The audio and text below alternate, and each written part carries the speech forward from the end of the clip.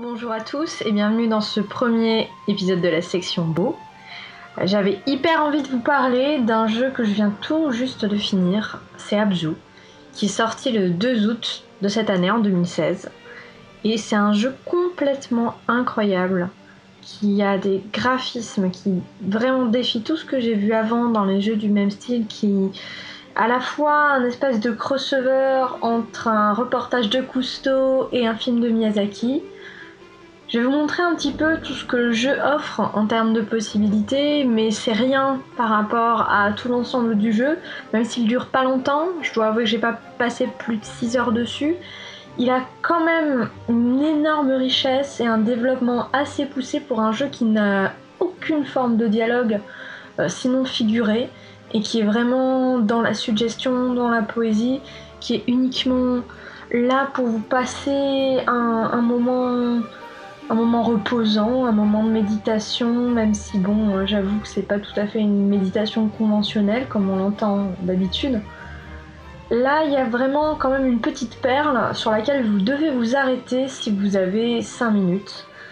J'avoue, moi j'étais pas trop conquise, j'ai mis du temps à me procurer le jeu sur le PlayStation Store parce qu'il n'existait pas sous forme physique et j'apprécie beaucoup avoir une jaquette, avoir un petit support physique sur lequel vraiment m'appuyer pour un petit peu sentir que je possède un jeu en fait.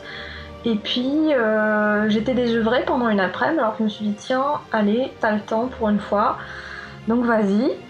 Et là j'ai attendu le temps que ça se télécharge, j'ai essayé de pas trop me spolier en allant voir sur YouTube plus de vidéos que je n'en avais déjà vues.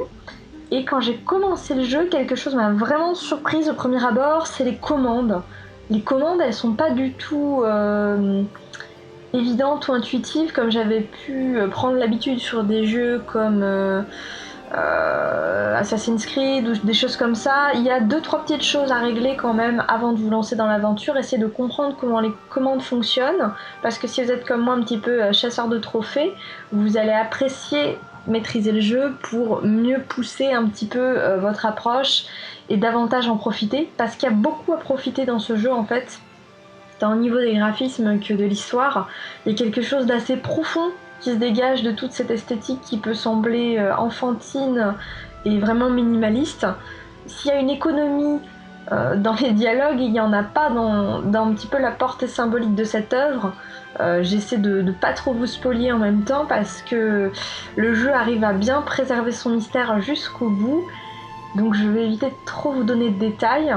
Je vous laisse regarder un petit peu tout ce que le gameplay recèle en termes de petites pépites. J'essaie de vous montrer un petit peu comment on peut voyager à travers les différents niveaux sans en même temps vous révéler toutes les astuces, parce qu'il y a quelques petites énigmes à résoudre qui sont pas désagréables du tout, qui ont rien de complexe contrairement à des jeux comme Ico. C'est quelque chose de vraiment reposant, et si vous êtes comme moi, vous avez un petit penchant pour la biodiversité et tous les trips un peu reportage animalier, là vous allez être comblé, parce que ce jeu il est vraiment là pour vous permettre de faire comme si vous alliez dans une simulation sous-marine, et même je dirais encore mieux que vous étiez un membre d'une colonie de poissons. Je ne sais même pas comment exprimer ce qu'on ressent, parce que dans la description il y avait marqué que il allait se créer entre le joueur et les PNJ une connexion entre donc ce personnage qu'on incarne et les poissons. Je m'y attendais pas du tout, je pensais que c'était une formule un petit peu comme on a l'habitude d'en voir dans plein de jeux, une sorte de connexion, de trucs relatable quoi. Et en fait non, pas du tout. Là c'est hyper impressionnant comme on peut se laisser embarquer dans cette histoire qui, encore une fois, n'emploie pas une seule forme de dialogue, sinon les petits coups de sonar qu'émet de temps en temps le personnage qu'on incarne quand on appuie sur une touche. Sinon il n'y a pas de dialogue, tout est dans la suggestion et dans la contemplation. C'est un jeu vraiment que je recommande si vous avez envie de vous détendre. Si vous êtes comme moi, que vous avez parfois du mal à trouver le sommeil, 10 minutes sur Abzu et je vous garantis un long et profond sommeil. C'est vraiment un jeu qui apaise, c'est un jeu qui fait du bien.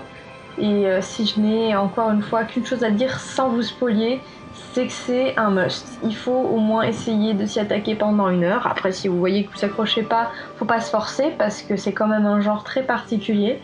Mais pour qui est curieux et qui a quelques heures devant lui et a envie de passer un bon moment dans des décors complètement hallucinants, avec des couleurs incroyables et des graphismes de fou, franchement, allez-y.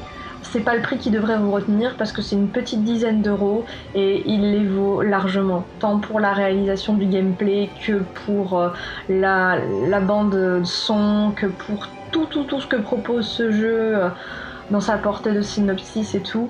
Je suis très surprise qu'il ait même pas été sponsorisé par une association de protection des fonds marins ou quoi, parce que là, ça permet de bien comprendre, même si c'est une vision complètement romanesque et romantisée de ce que sont les fonds marins, ça permet de comprendre pourquoi on a besoin de s'attacher aux questions de la biodiversité, pourquoi c'est pas un luxe, pourquoi c'est pas juste un truc comme ça, pour faire joli qui est et qu'on est là juste pour exploiter.